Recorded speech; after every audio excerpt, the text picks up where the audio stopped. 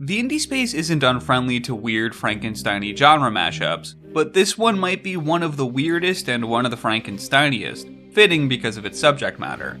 Corpse Keeper's necromancer premise fuels a tactically demanding and action-heavy spin on the roguelite formula. Its kitchen sink approach to its mechanics and features isn't something it's shy about. Dark Souls and Darkest Dungeon are both named inspirations, piecing together macabre atmosphere and deliberate dodge rolling, with dungeon delving party optimization where combat ends up playing out from the perspective of a 2D fighter. It's a hodgepodge of ideas where the seams are obvious. Much like the patchwork monstrosity of a mad scientist, it won't surprise you with where it sourced its pieces. But what it lacks in elegance and gracefully stitching those pieces together, it makes up for with its compelling strategy and satisfying fights that punch well above their weight.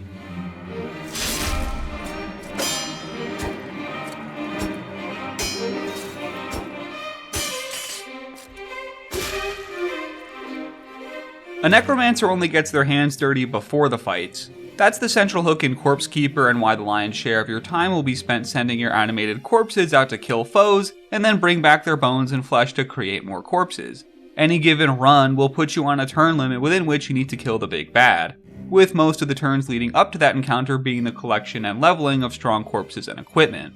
The twist is the fleetingness of your party, because permadeath works differently in Corpse Keeper than you might be used to. It's not a punishment for poor play, but instead an expected reality of the party building process, because corpses decay, and though there are preservatives you can use in-game to stall that decay, you'll never stop it outright.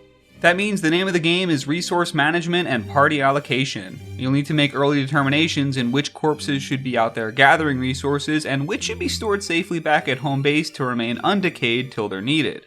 So you have the explicit timer of a turn limit and the implicit timer of decaying party members, creating a ton of pressure for almost any turn you spend. This is a balancing act made all the more challenging by the fact you can only really gain experience when out there doing those decay-inducing activities. It's a tricky juggle to master, especially at first. There's a lot of systems at play that you need to work in concert to make a successful run. And probably Corpse Keeper's biggest problem is how it dumps it all on you right from the start. The same quantity of meta-systems and progression layers that most roguelikes drip feed to you over the course of your first dozen runs are just unceremoniously plopped onto you with text descriptions before you even get a feel for how the game works. It can feel a little bean county at first as you juggle all the different body parts and equipment and crafting materials and consumables. It is jarring, and it's a new player onboarding experience that almost had me walk away, but it's undeniably one worth sticking with. Because once you get over that hump, it's actually way simpler and maybe even way more forgiving than its macabre aesthetic would suggest. Short-term progression is tied to your corpses, and long-term progression is tied to your necromancer. And that long-term progression usually manifests in higher quantities of starting equipment that can make all but the endest of endgame runs trivial. So despite the fact that we have the Get Good Dark Souls font, this is a game where you can grind past your challenges should you choose to do so. By roguelite standards, it's got a pretty low amount of randomness too. Your most relevant power-up choices are one-ofs rather than a choice between three, and half the time you're going to be presented with an option that's worse than your current anyway. With proper planning, you can actually see all of your upcoming enemies too, which lets you make pathing decisions based on both which parts you want to bring back and which equipment you have. It's so much autonomy that you barely feel the rogueness, and my time past the 6-hour mark was really for the challenge and the optimization more than it was for the thrill and random excitement. Not my normal incentives for playing roguelikes, and also propped up by some other aspects of the game.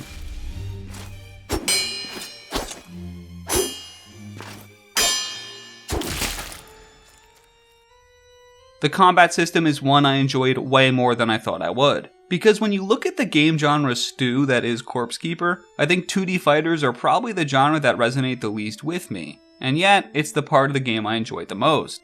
Maybe because it's not a 2D fighter at all, really only borrowing their perspective and letting the rest of the principles that drive it be more soulsy by the game's own admission.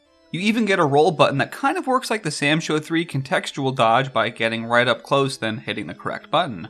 The offensive capabilities of each character will differ depending on the combo strings you build pre-fight, which are also the most important reward you get from the battles that can be used to swap out parts of the chain as needed, letting you trade between speed, power, and range to craft the ultimate combo. But the execution of those combos is just a single button and at times a little spammy. You get this combo meter that doesn't decay even when you miss, so you want to keep constant aggression. Where the skill comes in is largely from your defensive toolkit.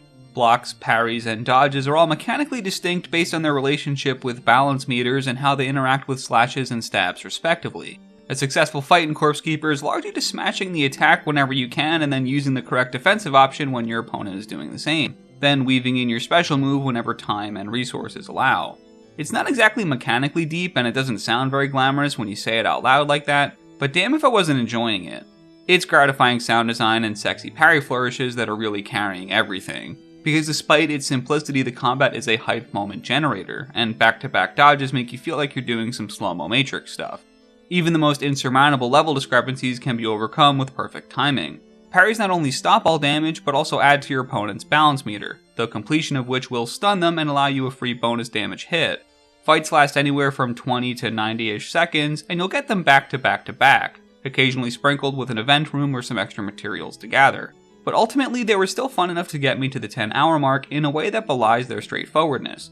It's beyond that 10-hour mark where the early accessness can be most acutely felt. With low levels of run-to-run differentiation thanks to minimal randomness, your hour count is going to align with your love for Corpse Keeper's party optimization, strategy, and combat, rather than that one more run feeling you'd get from synergies or cool builds. Because Corpse Keeper is not unlike its muse. It has a strict utilitarian focus that's no doubt a pragmatic use of its very modest Kickstarter budget.